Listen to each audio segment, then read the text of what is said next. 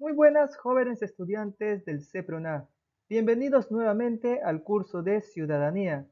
Se les pide como siempre agarrar su material de trabajo y ubicarse en el siguiente tema del curso. En esta oportunidad, jóvenes estudiantes, vamos a hablar acerca de el poder ejecutivo. El poder ejecutivo es uno de los tres poderes que tiene el Estado peruano. El poder ejecutivo pues se encarga de diseñar, planificar y ejecutar el proyecto de un país con base en la Constitución y las leyes. Así, actúa como un ente que dirige, coordina, planifica y ejecuta las acciones de gobierno. Sin embargo, cabe mencionar, no puede legislar ni administrar el sistema de justicia, ya que esto le corresponde al Poder Legislativo y al Poder Judicial respectivamente. El Poder Ejecutivo está representado por el jefe del Estado y o el jefe del gobierno. Esto dependerá de la estructura política de cada país consagrada en su constitución. En su libro menciona que dicho órgano constitucional se encuentra previsto entre los artículos 110 al 137 de dicho texto, o sea, de la Constitución Política del Perú, el cual se encarga de la formulación global de la acción gubernamental y de la adopción de las medidas fundamentales destinadas a su verificación en la praxis. Por ende, se dirige a la realización concreta de las normas y a la conducción y dirección del Estado, fundamentalmente en lo relativo a los servicios estatales en sus ámbitos interno y externo. En nuestro país, el Poder Ejecutivo presenta formalmente una estructura triinstitucional. Está conformado, pues, por la Presidencia de la República, el Consejo de Ministros y el Ministeriado. De conformidad con lo establecido en la Constitución, la actuación interna del Ejecutivo es compartida, según sea el caso, de la siguiente forma. El presidente de la República y el Consejo de Ministros se encargan netamente de materias globales y el presidente de la República y él o los ministros se encargan netamente de materias sectoriales. Cabe mencionar que hay varios ministerios que están conformados en el poder ejecutivo. Ahora, jóvenes estudiantes, vamos a hablar de los artículos del 110 al 137 de la Constitución Política del Perú.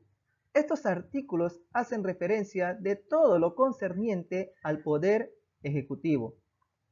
En el artículo 110 habla acerca del presidente de la República, donde menciona que es el jefe del Estado y personifica a la nación. Para ser elegido presidente de la República se requiere ser peruano por nacimiento, tener más de 35 años de edad al momento de la postulación y gozar del derecho de sufragio. Cabe mencionar, jóvenes estudiantes, que en América Latina casi todos los países se rigen por el modelo presidencialista. En este modelo, el jefe de Estado o presidente concentra las funciones de jefe de Estado y jefe de gobierno en un solo cargo. Por ende, en manos del presidente de la República están las funciones de dirigir, controlar y administrar tanto la política exterior como la política interior. En el artículo 111 habla acerca de la elección del presidente de la República, donde menciona que el presidente de la República se elige por sufragio directo. Es elegido el candidato que obtiene más de la mitad de los votos y que los votos viciados o en blanco no se computan. Si ninguno de los candidatos obtiene la mayoría absoluta, disculpen, se procede a una segunda elección dentro de los 30 días siguientes a la proclamación de los cómputos oficiales entre los candidatos que han obtenido las dos más altas mayorías relativas, o lo que comúnmente nosotros conocemos y llamamos vamos a la segunda vuelta. Junto al presidente de la República son elegidos de la misma manera, con los mismos requisitos y por igual término, dos vicepresidentes. En el artículo 112 habla de la duración del mandato presidencial y reelección. Bueno, nosotros sabemos que el mandato presidencial dura 5 años y que el presidente no puede postular continuamente al cargo, sino tiene que esperar un periodo que pase para que vuelva a poder postular. En lo que se refiere a la vacancia de la presidencia de la República, está en el artículo 113 de la Constitución, menciona que la presidencia de la República vaca por muerte del presidente de la República, su permanente incapacidad moral o física declarada por el Congreso, la aceptación de su renuncia por el Congreso, salir del territorio nacional sin permiso del Congreso o no regresar a él dentro del plazo fijado y destitución tras haber sido sancionado por alguna de las infracciones mencionadas en el artículo 117 de la Constitución. Cabe recordarles, jóvenes estudiantes, que en el caso del presidente Pedro Pablo Kuczynski, este personaje presentó su renuncia al Congreso. ¿Ya? Esto debido a que comenzó a salir o a divulgarse ciertos videos en los que se observa a varios de sus aliados presuntamente intentando comprar el voto de legisladores para evitar su posible destitución en el Congreso. ¿Ya? Continuamos.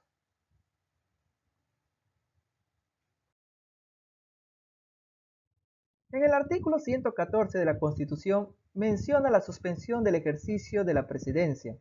El ejercicio de la presidencia de la República se suspende por incapacidad temporal del presidente declarada por el Congreso o hallarse este sometido a proceso judicial conforme al artículo 117 de la Constitución.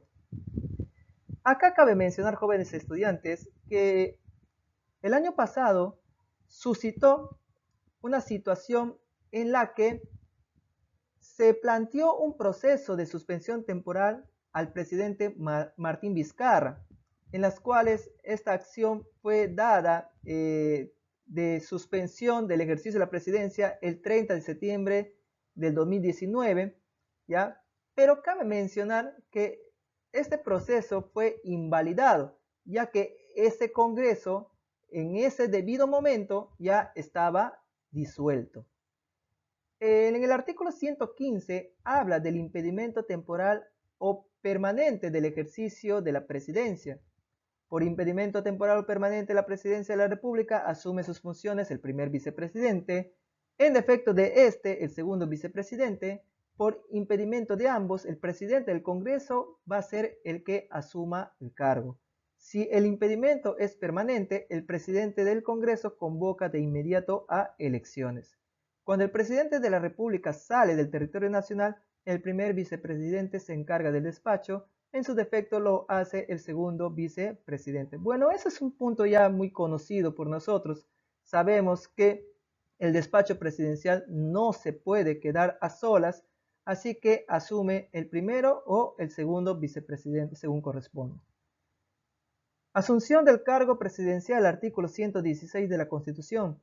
El presidente de la República presta juramento de ley y asume el cargo ante el Congreso el 28 de julio del año en que se realiza la elección.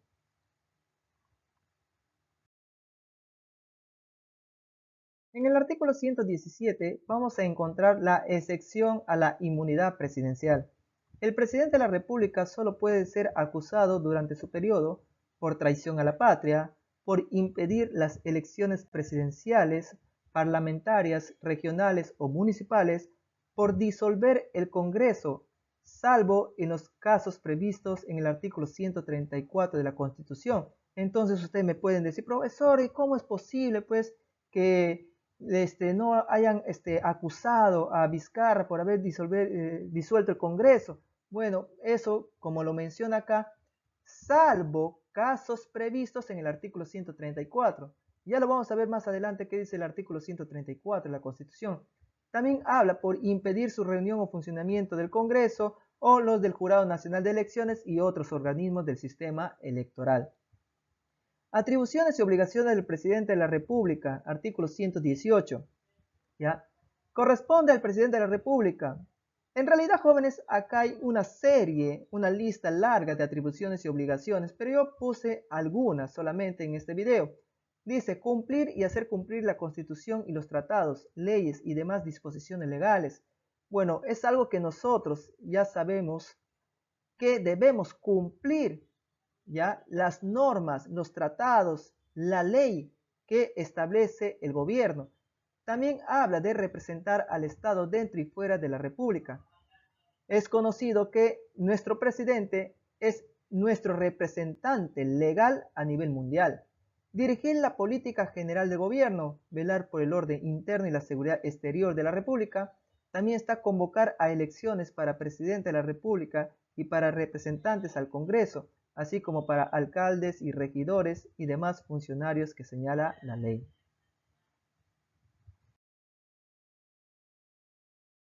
En el artículo 119, jóvenes, vamos a encontrar la dirección y gestión de los servicios públicos, donde menciona que la dirección y la gestión de los servicios públicos están confiadas al Consejo de Ministros y a cada ministro en los asuntos que competen a la cartera a su cargo.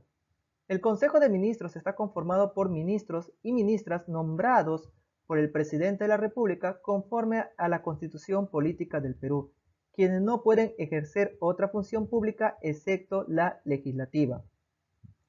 Cabe mencionar, jóvenes estudiantes, que actualmente existen 19 ministerios, contando con el presidente del Consejo de Ministros. ¿Y quién es el presidente del Consejo de Ministros actualmente? Es el general de la División del Ejército Peruano en retiro, Walter Roger Martos Ruiz. Acá también podemos mencionar a algunos ministros como Pilar Elena Massetti Soler, que es la ministra de Salud, también la muy conocida hoy en día, ya la ministra de Economía y Finanzas, María Antonieta Alba.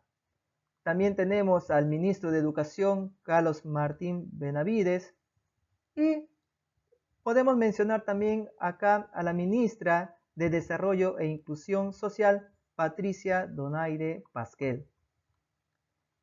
En el artículo 120 de la Constitución habla de refrendación ministerial. Son nulos los actos del presidente de la República que carecen de refrendación ministerial. En el artículo 121 habla del Consejo de Ministros. Los ministros reunidos conforman el Consejo de Ministros. La ley determina su organización y funciones. El Consejo de Ministros tiene su presidente. Corresponde al presidente de la República presidir el Consejo de Ministros cuando lo convoca o cuando asiste a sus funciones.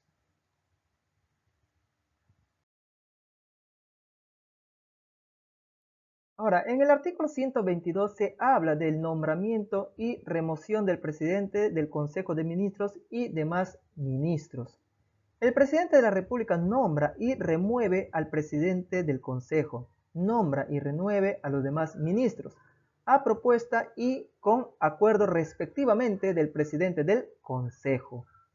En el artículo 123 habla de atribuciones del presidente del Consejo de Ministros y demás ministros, donde menciona que al presidente del Consejo de Ministros, quien puede ser ministro sin cartera, le corresponde. ¿Y qué significa ministro sin cartera? El ministro sin cartera es aquel ministro que sin estar al frente de un departamento ministerial participa de la responsabilidad general política del gobierno. Al ministro sin cartera se le atribuirá la responsabilidad de determinadas funciones gubernamentales. Puede confiársele algún plan, estudio o proyecto concreto. Menciona que le corresponde ser, después del presidente de la República, el portavoz autorizado del gobierno, coordinar las funciones de las demás o de los demás ministros, refrendar los decretos legislativos, los decretos de urgencia y los demás decretos y resoluciones que señalan la Constitución y la ley.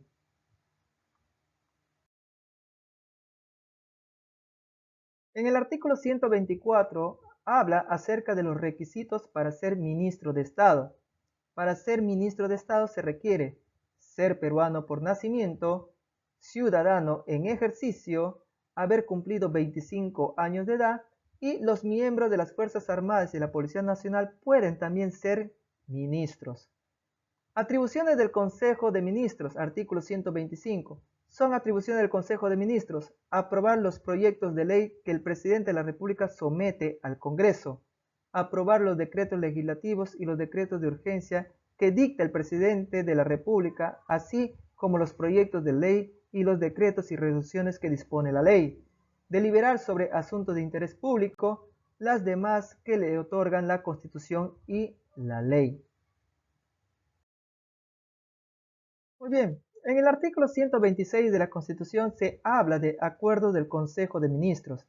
Todo acuerdo del Consejo de Ministros requiere el voto aprobatorio de la mayoría de sus miembros y consta en acta. O sea, si son ahorita 19, ¿ya? Ministerios, debe tener un promedio de 10 votos para arriba. Los ministros no pueden ejercer otra función pública excepto la legislativa. Los ministros no pueden ser gestores de interés propios o de terceros, ni ejercer actividad lucrativa, ni intervenir en la dirección o gestión de empresas ni asociaciones privadas. Al mismo tiempo, en el artículo 127 menciona que el encargo de la función ministerial. No hay ministros interinos. El presidente de la República puede encomendar a un ministro que, con retención de su cartera, se encargue de otra por impedimento del que la sirve, sin que este encargo pueda prolongarse por más de 30 días ni transmitirse a otros ministros. En el artículo 128 se habla de responsabilidad de los ministros. Los ministros son individualmente responsables por sus propios actos y por los actos presidenciales que refrendan.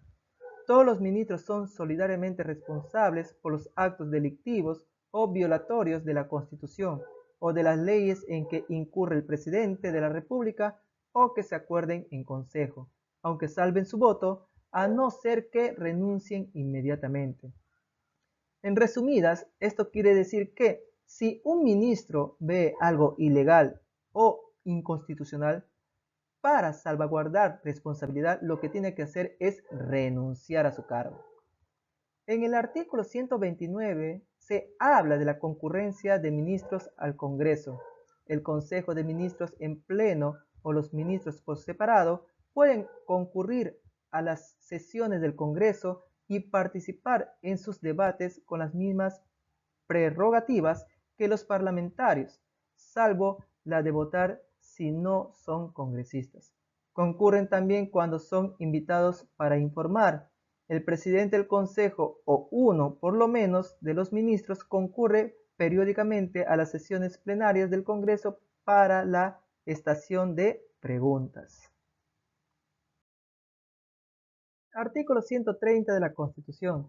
Exposición de la política general del gobierno. Cuestión de confianza. Dentro de los 30 días de haber asumido sus funciones, el presidente del Consejo concurre al Congreso en compañía de los demás ministros para exponer y debatir la política general del gobierno y las principales medidas que requiere su gestión. Plantea al efecto cuestión de confianza.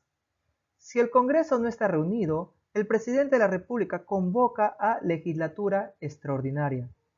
En este punto, cabe mencionar, jóvenes, que en el mes de agosto ocurrieron dos casos, ¿ya? El 4 de agosto específicamente, el Congreso de la República negó el voto de confianza al gabinete ministerial que encabezaba Pedro Cateriano, con 37 votos a favor, 54 en contra y 34 abstenciones. De ahí posteriormente, el 11 de agosto, el Congreso de la República otorgó el voto de confianza al gabinete ministerial liderado por Walter Martos. Consiguió 115 votos a favor, 5 en contra y 4 abstenciones, tras 12 horas de largo debate. Interpelación de ministros, artículo 131. Es obligatoria la concurrencia del Consejo de Ministros o de cualquiera de los ministros cuando el Congreso los llama para interpelarlos. ¿Y qué es interpelar? Es el acto de interrogar a un miembro del Consejo de Ministros o gabinete por parte de los miembros del Poder Legislativo sobre un tema específico, con el fin de, eventualmente, hacer valer su responsabilidad política en un tema determinado. La interpelación se formula por escrito, debe ser presentada por no menos del 15% del número legal de congresistas. Para su admisión se requiere el voto del tercio del número de representantes hábiles. La votación se efectúa indefectiblemente en la siguiente sesión. El Congreso señala día y hora para que los ministros contesten la interpelación. Esta no puede realizarse ni votarse antes del tercer día de su admisión ni después del 10º. En el artículo 132 de la Constitución se habla del voto de censura o rechazo de la cuestión de confianza. El Congreso hace efectiva la responsabilidad política del Consejo de Ministros o de los ministros por separado mediante el voto de censura o el rechazo de la cuestión de confianza. Esta última solo se plantea por iniciativa ministerial. Toda moción de censura contra el Consejo de Ministros o contra cualquiera de los ministros debe ser presentada por no menos del 25% del número legal de congresistas. Se debate y vota entre el cuarto y el 10º día natural después de su presentación. Su aprobación requiere el voto de más de la mitad del número legal de miembros del Congreso. El Consejo de Ministros o el ministro censurado deben renunciar. El presidente de la República acepta la dimisión dentro de las 72 horas siguientes. La desaprobación de una iniciativa ministerial no obliga al ministro a dimitir, salvo que haya hecho cuestión de confianza de la aprobación. Crisis total del gabinete, artículo 133. El presidente del Consejo de Ministros puede plantear ante el Congreso una cuestión de confianza a nombre del Consejo, si la confianza le es rehusada o si es censurado o si renuncia o es removido por el presidente de la República. Se produce la crisis del gabinete.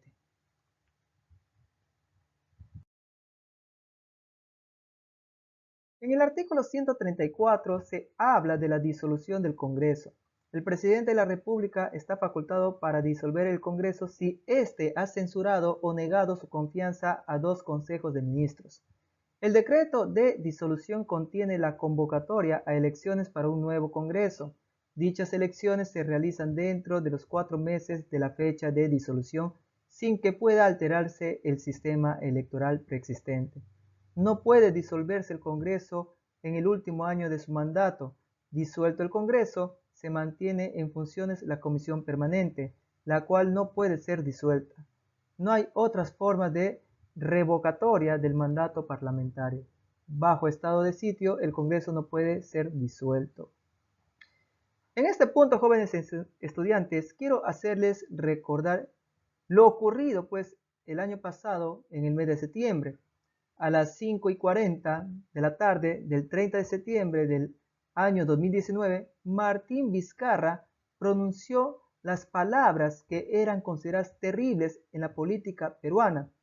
Mediante un anuncio a la nación mencionó lo siguiente: ante la denegación fáctica de la confianza y en respeto irrestricto de la Constitución Política del Perú, he decidido disolver constitucionalmente el Congreso y llamar a elecciones de congresistas de la República. Este es un acto constitucional previsto en el artículo 134 de la Constitución.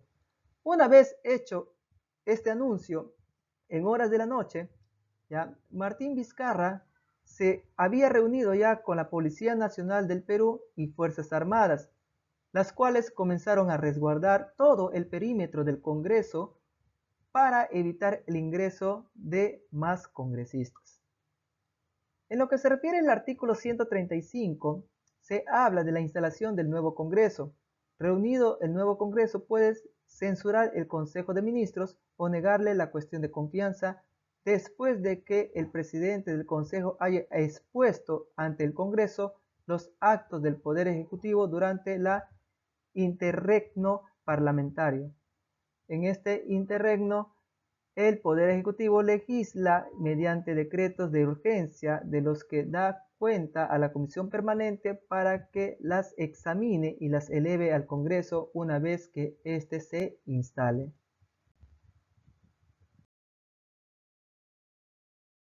En el artículo 136 de la Constitución se habla de la restitución de facultades del Congreso disuelto. Si las elecciones no se efectúan dentro del plazo señalado, el Congreso disuelto se reúne de pleno derecho, recobra sus facultades y destituye al Consejo de Ministros. Ninguno de los miembros de este puede ser nombrado nuevamente ministro durante el resto del periodo presidencial. El Congreso extraordinariamente así elegido sustituye al anterior, incluida la comisión permanente, y completa el periodo constitucional del Congreso disuelto. En el artículo 137 se habla de estados de excepción, estado de emergencia y estado de sitio. El presidente de la República, con acuerdo del Consejo de Ministros, puede decretar por plazo determinado en todo el territorio nacional o en parte de él, y dando cuenta al Congreso o a la Comisión Permanente, los estados de excepción que en este artículo se contemplan. Estado de emergencia. El estado de emergencia se da en caso de perturbación de la paz o del orden interno, de catástrofe o de graves circunstancias que afecten la vida de la nación. En este caso, por la situación del COVID, de la pandemia, se planteó el estado de emergencia. Y el estado de sitio, ¿ya? Esta circunstancia se da en caso de invasión, de guerra exterior o guerra civil, o que existiera un peligro inminente para que se produzca una guerra, ¿ya? En estas circunstancias se da el estado de sitio. Muy bien, jóvenes estudiantes, eso sería todo concerniente a la clase de hoy. Gracias por su atención. Recuerden que cualquier duda o consulta que tengan, pueden realizarlo a su profesor. Como siempre, un saludo muy afectuoso a cada uno de ustedes por parte de todos los docentes administrativos y la plana jerárquica del CEPRUNA. Recuerden, somos CEPRUNA, garantía de éxito para la vida.